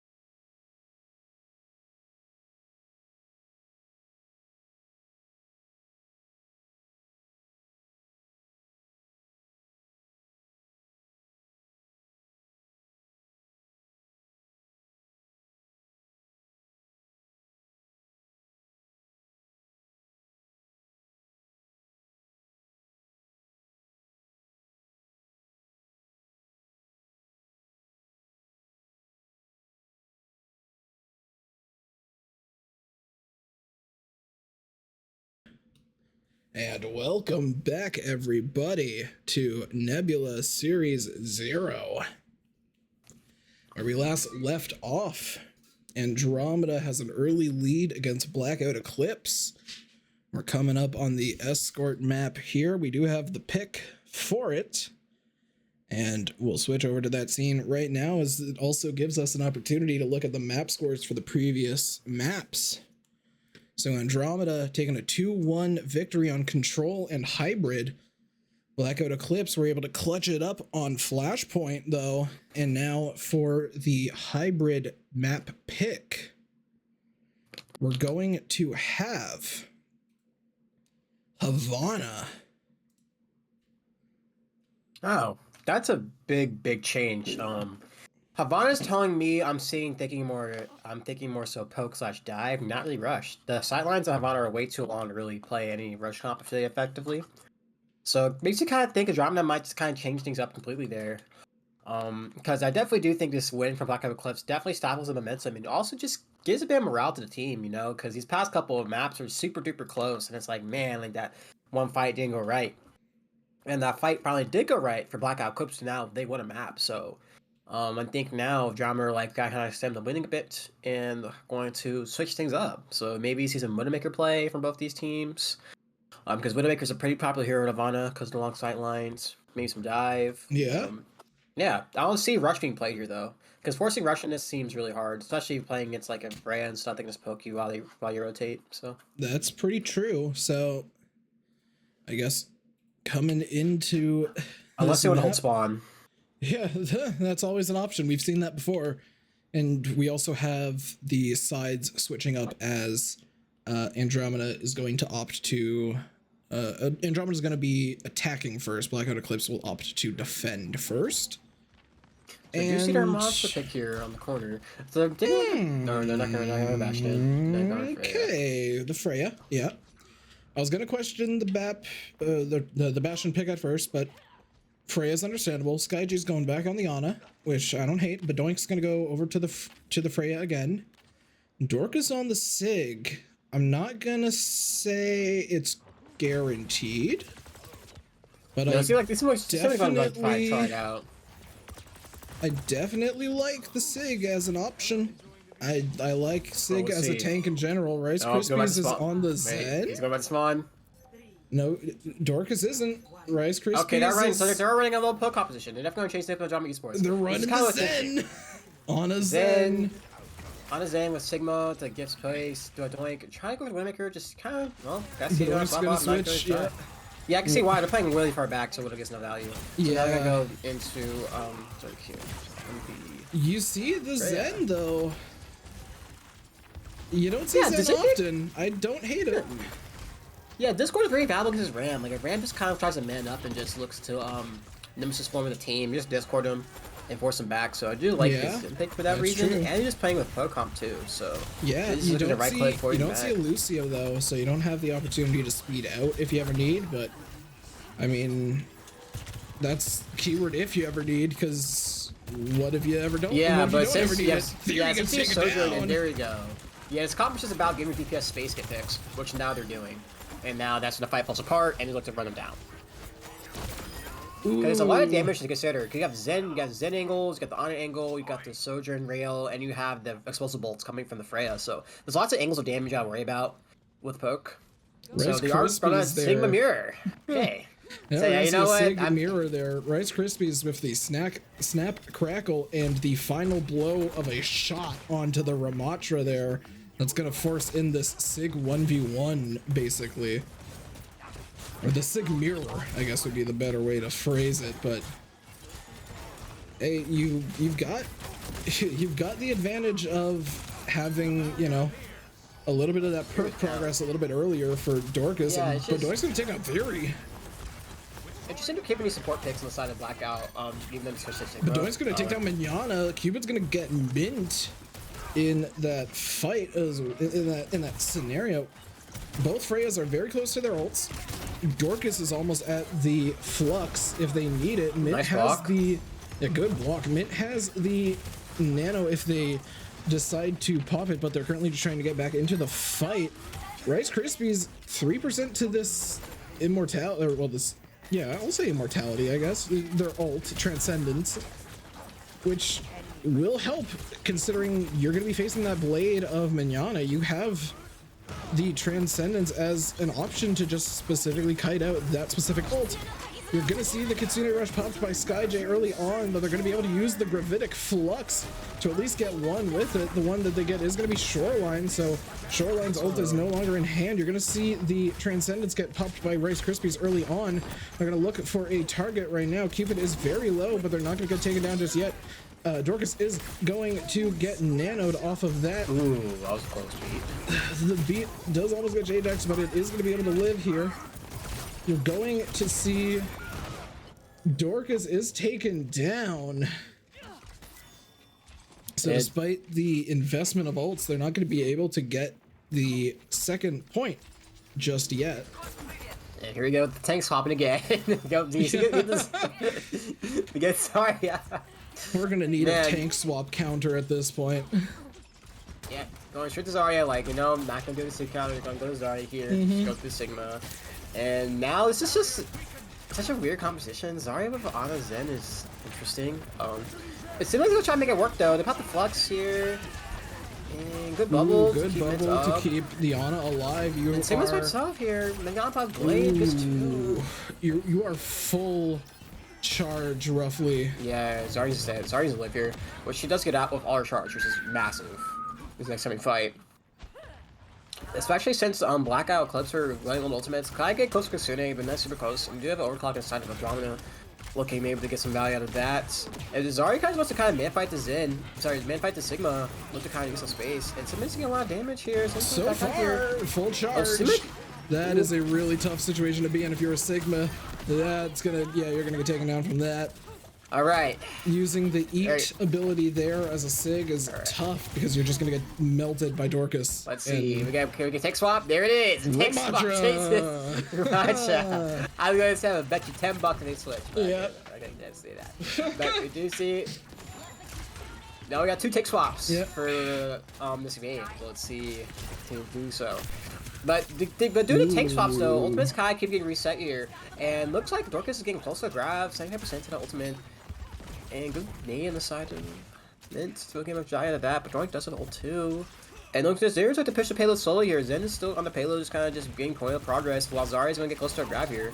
Just looking to kind of stay alive as long as possible. Dorcas on the Zara has been getting a lot of value just off of how much charge they get on these bubbles. Yeah, I think I'd take a solo grab. I think a solo grab Graham here if you're getting a good grab, honestly. Well, you might not even have to do a solo grab. Might. They're all kind of grouped up. So, I mean, that's gonna get... Yeah, third is... Wait, was it deflect? Was that deflected? Wait, that was deflected! I think that was a deflected grab! That had to have been because Dorcas wasn't able to move! Oh my god, I thought and switch! No, because I thought Theory walked into the grab. That's what I first thought. I thought Theory walked in, but Genji deflected. And now, now tank swap to the Orisa. This is Tank Watch, guys. Tank Watch in 2025. This is what we see. And Line just gets burned down. Nano Czar!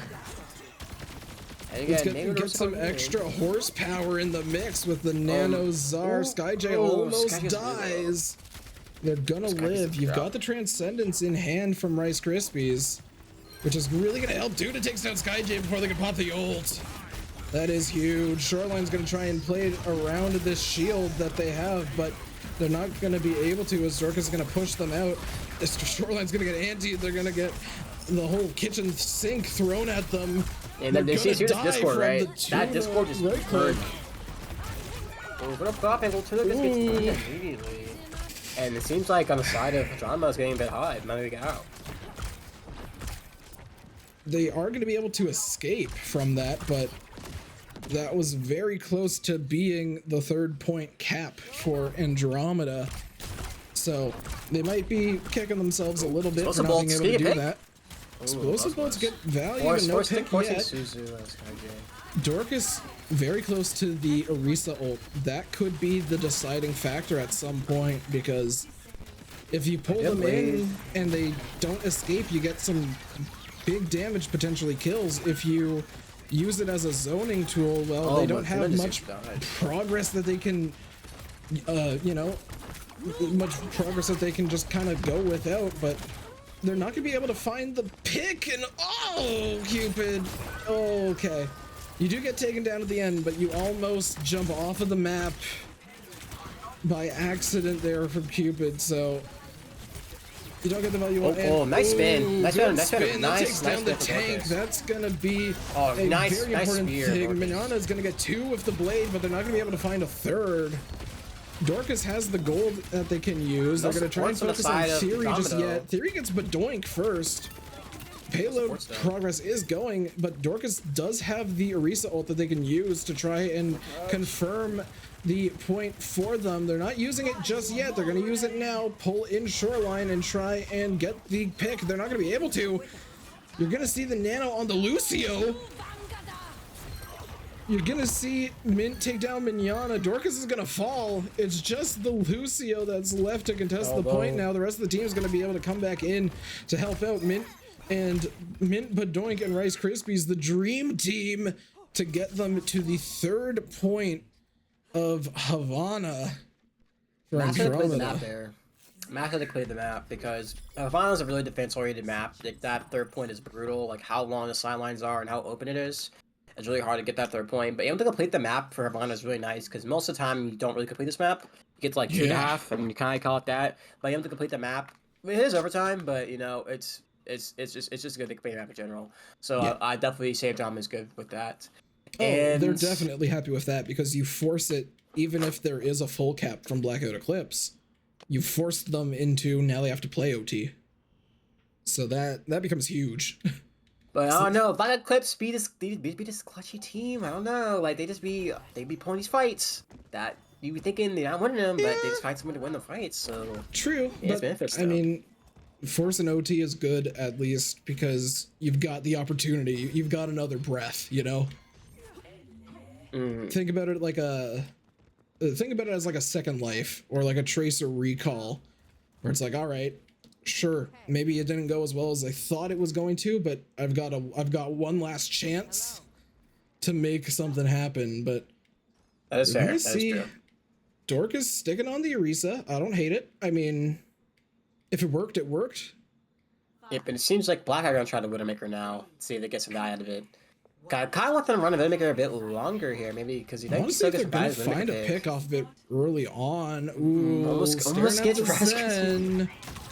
Oh, they're gonna miss the shot, and Badoink's Widow going swap. to have Yeah, a boo. Freya mirror to deal with now. You're gonna see no Sig. It's the horse v horse battle. Yeah, and so see his rest matchups. See how they do. They do have this Discord still. I think Russian still wants to value the Zenyatta, which I think has been getting some pretty good value. Discord on the tank has been really, really good. Yeah. Of course. I feel like that's Force is one running thing. back. That's one thing that Zen doesn't get as much credit for. Is Ooh, just great how nade. strong Discord is. It's a great nade against 2 people, so you have to focus on cleansing one of them to keep them alive. Dorcas here is just going to try and focus out Theory now after Theory used the boot, but they're going to die from it. And that is going to prove to be something that Andromeda is going to have to try and deal with here, as Cupid's going to take down Rice Krispies. In a lot of these fights, you're going to have Shoreline on one side and then Theory's kind of able to go on the other, where if you get booped from Theory and you want to look at them and try and take them down, you're going to have the rest of the team with a free angle on you where they can't really block as much. Dorcas is going to go over to the Zarya instead. You're going to see the Nanozar to try and stay like that alive and damage. Oh contest my this God, point, Genji but they're not going to be able to. Genji can't get down. They can't focus on heroes. And that shows the biggest reason of Zarya. Zarya's got kited that entire fight. Like, Zarya's really close to Game Yana, but like, Zarya just... Dang, that's rough. That is tough. And it's also going to be interesting to see if we see a switch from Dorcas a little bit later, because of how you saw that first fight go on the Czar. You really... yeah, there's the switch over to Sig. I was going to say, as you know, as Czar, you come in and you're expecting to be able to at least stay with your team, but even out of the bubbles, the Orisa javelin spin is able to kite you away and kind of control where you are in terms of your space, and they can just kind of push you in a position that you're uncomfortable with and can't live in. So Dorka's gonna switch over to the Sig, which makes sense. I feel like Sig on defense is the better decision. You're gonna see the Orisa ult. Ooh, that was held for a long time. It's gonna take down Mint. It's gonna force the Transcendence from Rice Krispies. Rice Krispies is one. They're not gonna fall, but Doink gets a pick. These picks though. That's Rock from Dorcas. Now they're gonna get these picks. This is when Zen gets support, and Zen's gonna discord that Orisa. Orisa just gets burned. Look at that. Her HP almost dies. Talk about some shots from Rice Krispies there. You gotta love to see that from a Zenyatta player who's just able to hit their shots on a discorded target, whittle down their HP so much that when they try and escape, if there's someone nearby, they're going to be able to just to take them down. And now you've got 3 ults coming in here, and these 3 ults are very, very strong for Andromeda. I mean, look at it. You've got that Sig grab, and if you join that with either Badoink's ult or Tuna's ult, you're probably going to confirm some early picks. But you're going to see the blade, you're going to see the Kitsune rush, you're going to get 2 picks off of the blade early on. You're going to be looking for the Zenyatta. You're going to be able to get the Zenyatta as well. Shoreline's going to take down Dorcas, and that's going to be a 3k off of the blade. Skyj's going to take down Tuna, which is actually going to be a stagger and a team kill for the second objective payload of Hybrid, and you've got 4 minutes. 4 minutes for his third point. 4 minutes is a lot of time. Black Eclipse is just on him, just getting on a roll right now, and now having 4 minutes to push his third point, they're feeling pretty good about themselves with ults being kind of low inside the Eclipse. I think they need to dry fight this, knowing that Drama's got ults to use and build ultimate, because they have plenty of time to work with right now. Yeah, they have the time that they can dry fight as much as they need to get themselves. Hell, they could get themselves 5 ults if they wanted to come into a fight and try and just sweep. Because they know at this point they probably have a lot of ults. We can try and force them to pop some ults in dry fights, use the time that we have, and get some value. Yeah, Flux already down. You see Flux, you got Badoink's ult popped, you don't see the Nano just yet. Tuna's taken down before they can get any value. Shoreline's going to be able to walk in a little bit and try and give them some threat to worry about, as they always have the Orisa ult. They are going to have the Orisa ult now. Shoreline is going to fall low. They're going to try and get some health from their teammate. Manana is going to get taken down from Dorcas. You're going to see the Zen ult used early. Nano takes base. Yeah, that's going to be the main use that they have, but you're only going to have your Nano left. Almost up. 10 HP left, you guys. And it seems like Derry does go down here, and they're having good ultimates on the side. Blackout Eclipse here. They have 4 both support ults, tank ult, and the Frail coming in this fight, while Jomner are kind of looking a little bit low. They do have Nano overclock this next fight to be able to win it. I would like to kind of see Blackout Eclipse play a bit more aggressively with the ultimates they have here. And they do, there we go, popping a Kitsune rush, popping the Orisa ult. Great pick on Tuna. Get rid of the Soj so that Nano clock is not going to be a factor. And Shoreline's going to take the opportunity to just run in. Zen's still alive. Oh, Zen gets down finally. The Zen will die. Dorcas is going to be one of the last hopes to touch, along with Tuna going over to the Tracer. They have one more fight. They have one more fight to touch this here. They have one more fight, but they have to make sure that they're able to touch as a team, because if they don't, they're going to have a difficult situation to deal with. Nano boost on the side. And that looks like the picks they want. And Cupid is down. Now it's just Shoreline left, and Shoreline just there, just, you know, trying to get something. And makes a great stagger on them. Look at the stagger. This is an amazing stagger, because Cupid's respawned now. And Shoreline, there we go. Shoreline gets taken down. That is a that is a textbook example of what you want a stagger to be, because Cupid had already respawned. Cupid was the last person left that had to respawn before Shoreline was just left a sitting duck, and they were able to wait it out so that Shoreline did not have any teammates near them on the respawn and has to sit back as a team and wait. And they're gonna switch over to the Lucio Kiri instead of the Zen. You don't see any Zen users yet, but the Blade's coming up. Blade going in. Misses sleep. Oh, Mint misses a sleep. Unfortunate. Oh, Tracer call. Meow gets slow. Meow's HP. And they do get the picks, but Dorcas does go down. And misses the ult.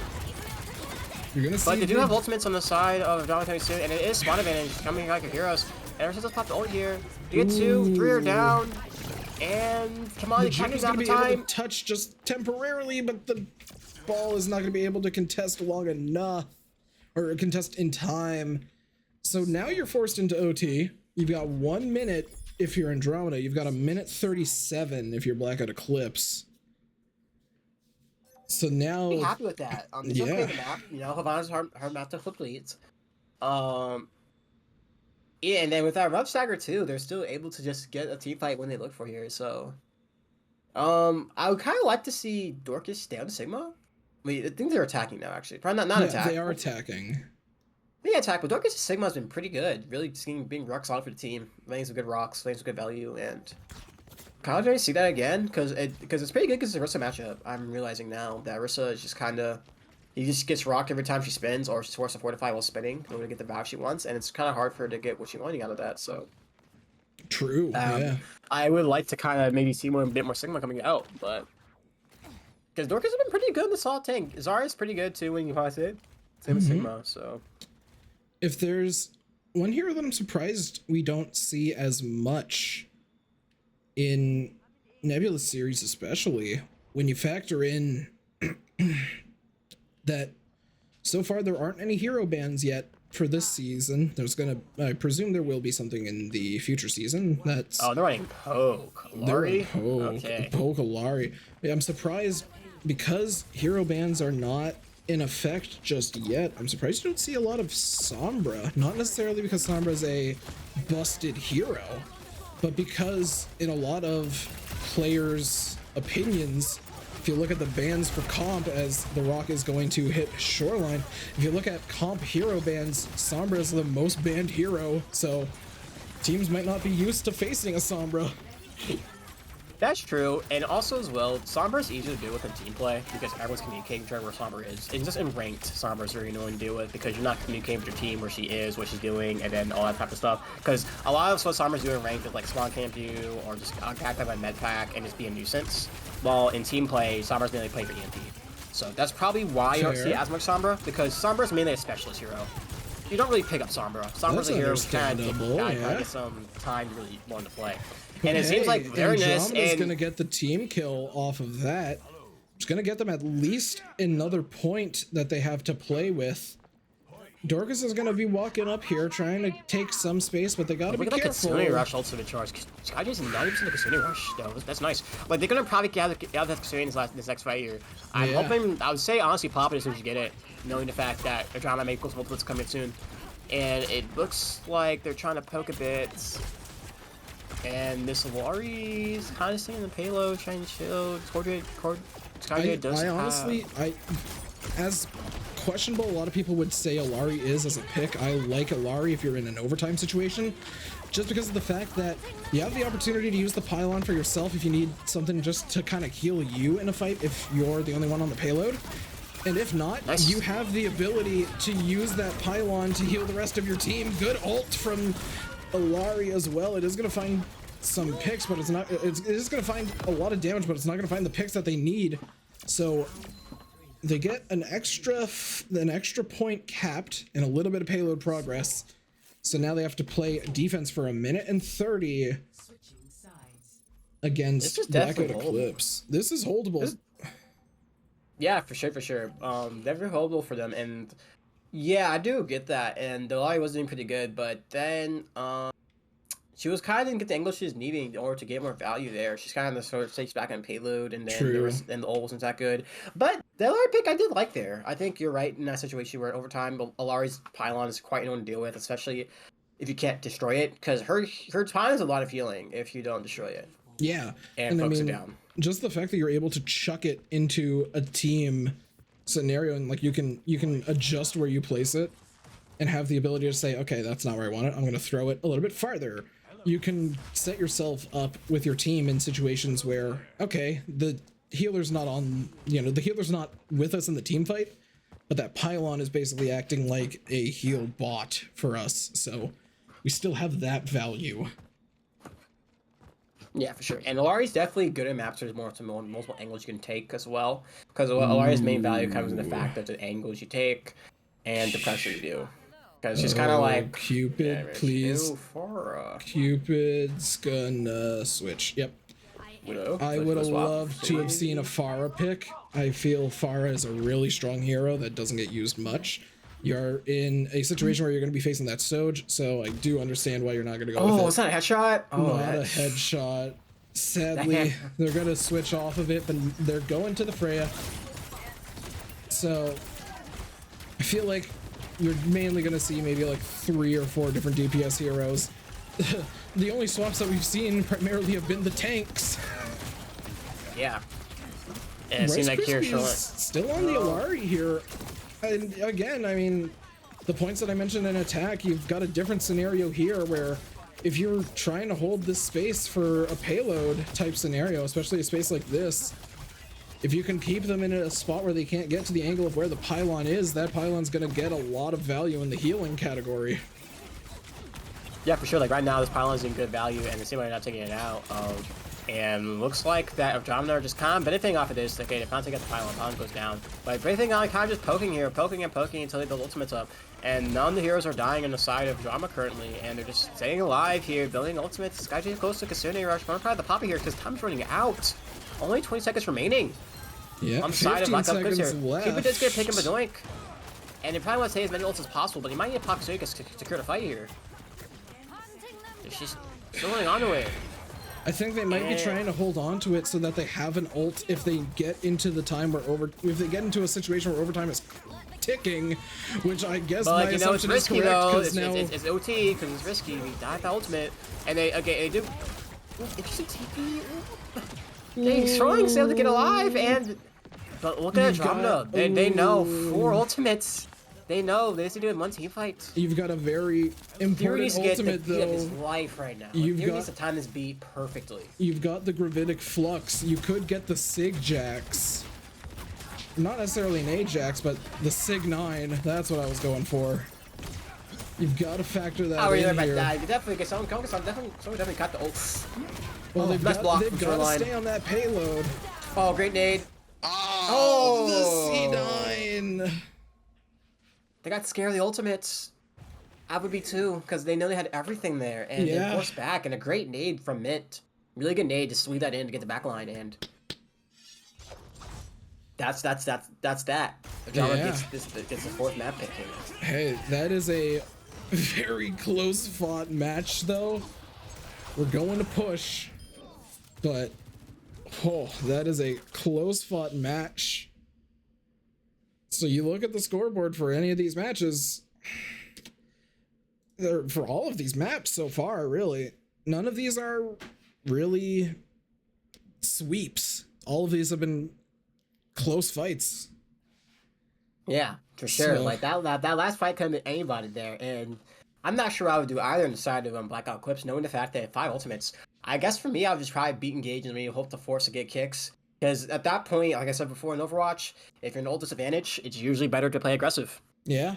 I mean, it's usually better. You have to give some props there. Theory did pop the beat at the end. You did see the beat getting popped as the, the Andromeda wins thing graphic showed up. So the concept was there. It was just the fact that they were just off of the point. Yeah, because of Mint's nade, because Mint's nade forced them back, and then the payload just overtime just went down so fast before they got a chance to touch. So the concept was there, which I find that becomes a big thing for a lot of these teams. The concepts are there, but it's all just a question of how well they're able to execute it. Most of the time they do it very well, but it's how much the other team can capitalize on the other, like a small mix-up or small mistake like that. So now for push, Runasapi. What are your thoughts on this? Runasapi benefits, I guess, kind of the rush style I kind of want to go for here. Because Runasapi, the sidelines near bot are pretty large, but you don't have to play those bot sidelines all the time. There's other places you can play in. So yeah, with that, I don't mind the Rusapi. I have been seeing a lot of Maga play the Rusapi, but both these True. teams never play much Maga. Maybe they play Maga like I think who was playing Maga that one map like on Flashpoint. I think. Yeah, it was. Yeah, they're playing. I'm trying to remember. I think it was Shoreline, I believe, or something. It might have been Shoreline. It was either Shoreline or Dorcas because it's either of those. And the Maga there was okay, but yeah. not the best. But Rusapi and see a lot of Maga, probably for the fact that Maga is pretty decent with these kind of low core scores now because the corridors are pretty small and that Maga can kind of hold there and just kind of hold his ground and just look to farm ults. Because that's what Maga is really good for at that point. Like, because Cage is really good and really good at his sustaining point. So with the mention of that, though, I want to give a hypothetical here, right? We've seen, I mean, DPS wise, we've seen basically 4 heroes, right? We've seen the Tracer, we've seen the Genji, we've seen the Freya, we've seen the Soj. And I guess for the sake of the argument, we've also seen the Sim for the first map control, just for the TPs.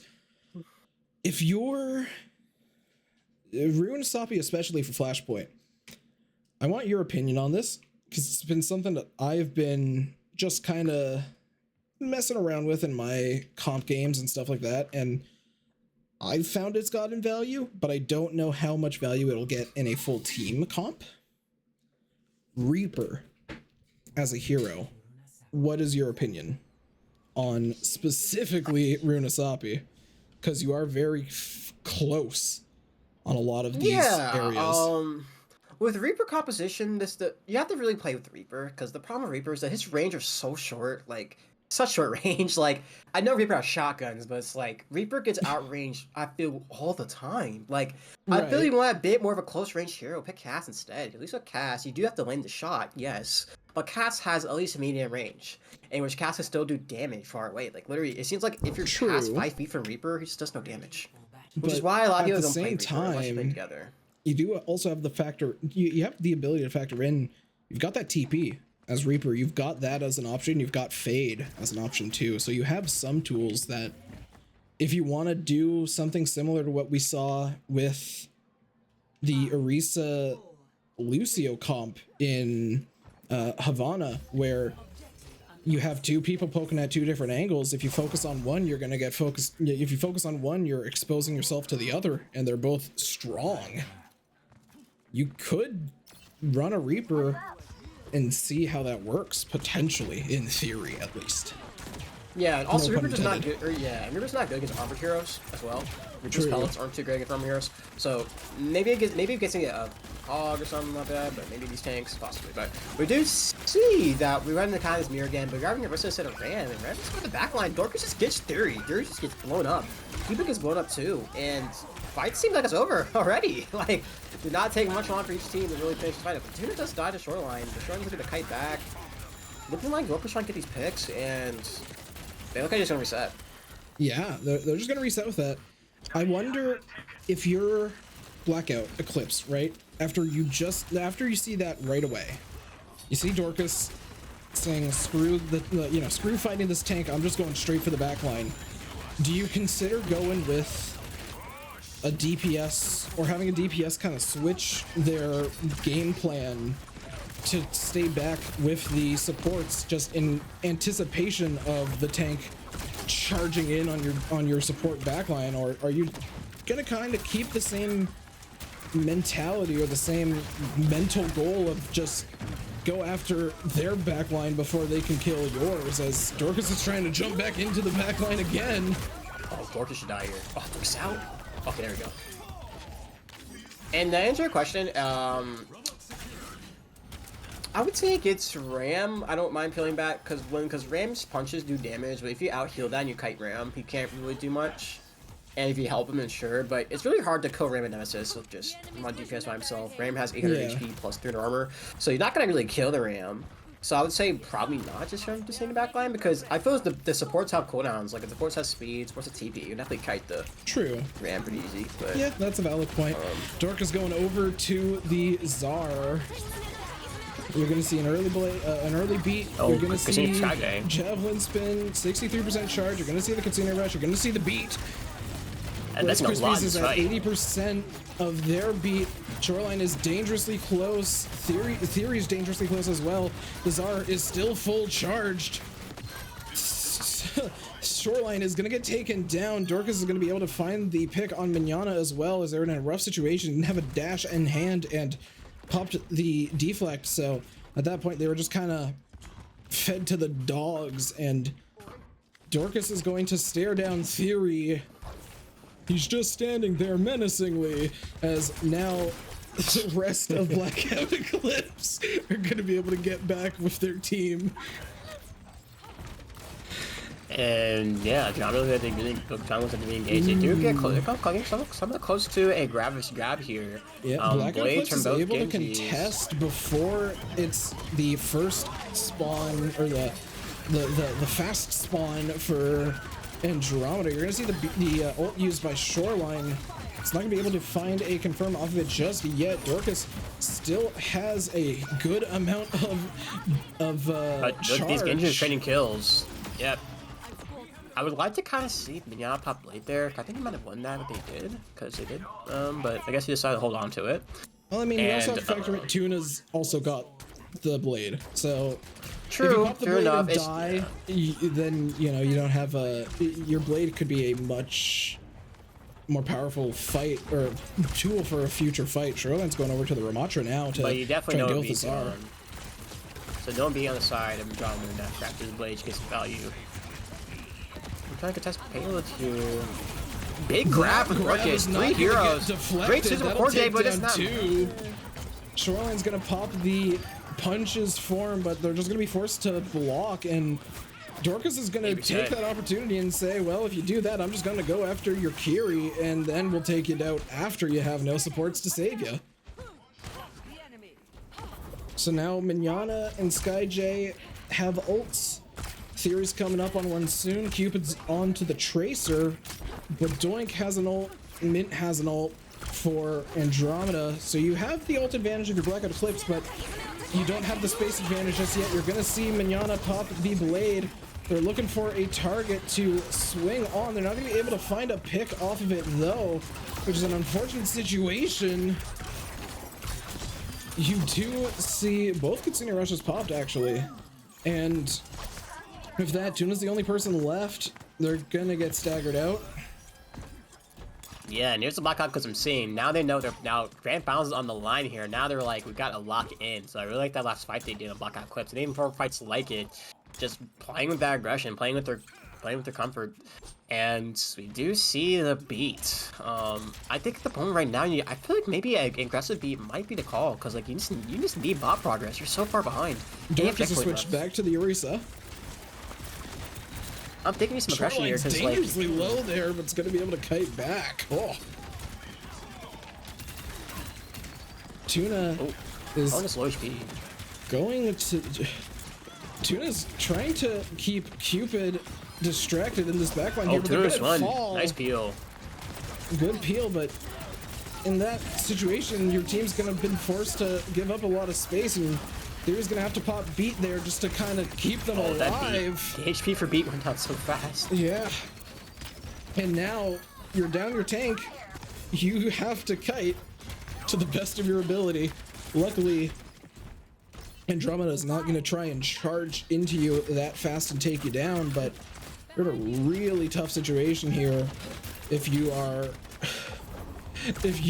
Blackout Eclipse. You do have some ults in hand that are going to be coming up, but Andromeda does, in my eyes, have the ult advantage, especially considering the pulse is just used and does not find a pick just yet. So you have a lot of ults that you're going to be running into here. And if you're Blackout Eclipse and Andromeda. No beats, 4 ultimates, 5 ultimates. 5 ults, okay, yeah. This is what Eclipse is known for, though. They're known for the clutch. So they clutch on this fight. And it looks like the backlines gets. Wait, SkyJ okay, is picked off one. before they can pop the Kitsune Rush of their own. But Doink will fall, but that's the only person that falls for Andromeda, which is a really difficult situation to deal with. Rice Krispies gets taken down by Theory. Oh, no. And now that's great on the side of Blackout. Really see, and now it looks like Andromeda looking to just take back, gets face, and say, you know what, it's fine. We have ultimates, chill, and we're backing up. I'm looking to just point out this team. They're noticing the fact that we don't need to really aggress so long. They're needing to back up here. Like, we have lead. We've got the Orisa here. 3-2, and Theory does go down, and now Eclipse has some ults to work with here. And now again, this is 2.5 minutes left in push, and they need progress. Immediate progress. You need to get almost 90 meters. Yeah, This is gonna be. You just gotta chip away at as much progress as you possibly can. Dorcas switched back over to the Czar, so we are just having counter watch here. Dorcas low. You're gonna see the blade get popped. Manana's looking for a target, but they're not gonna be able to get one in time before the beat gets popped. Cupid's gonna take the opportunity and just reset with their team. Oh, that's a difficult situation to play in as if you're a Czar, or if you're a Czar, you're loving that situation. If you're a Genji, you have Blade, you have a target in mind in that situation, then your target's probably gonna be that Lucio. You try and find him, and he's bubbled by the Czar, and he pops beat, and now all of your targets are full on health. Good pulse by Cupid, though. Great fight to start off with here. It looks like we're trying to test the payload. Blade coming up from here. Beat. Good beat. Dude, just 1 HP. 20 gets bubbled. Runs away from the backline. Mints by himself. They're looking at trying to get some backline picks with me. Backline goes down. Sure. And it looks like not gonna be able to focus out a target. They have nothing. Now it's like literally last fight, they're on the wall. They have no ults at all. Look at their ultimates on Andromeda. How do Eclipse pull back this? Well, but they did push Bob back. Cupid might be your key there, because during that fight, Cupid was able to just grab the bot and bring the bot past the halfway point. That gave us some leeway here, and now it looks like Eclipse guys kind of look to focus on target. Tuna goes low, but Tuna's down here. Not only does it give them a target, good is grab. That's gonna get 3. No. Oh. And now that might be the nail. That might be the nail in the coffin here. If you're Andromeda, that is gonna do it. Oh. And now we have our Season 0 champions right here. We officially have the Div 4 Season 0 champions. Congratulations, Andromeda. The underdogs.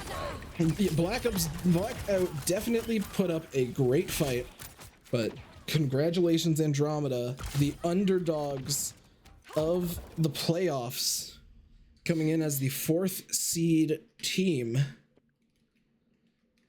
and taking down the 1st seed team in the match prior to this, coming into GrandFinals and writing their names in the history books. And now we've got a tough question, Sign. Who do we give MVP to?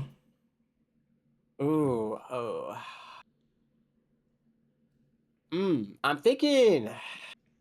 I always pick supports. I'm a support player. I always pick supports because I think supports, like, what they do for the team is always super duper never ever seen. Like, the support play I saw out of Rice Krispies and Mint were really good today. I really liked their back line. But you know, I'm not voting for support because I always have support. So I'm probably gonna give it either. Man, this is a tough one. I'm thinking Dorcas. Yeah, I know. Dorcas had a really good performance today too, as well as DPS line. Like, honestly, the DPS went really well too. Like Bedoink and Tuna, your DPS line. Yeah, they're.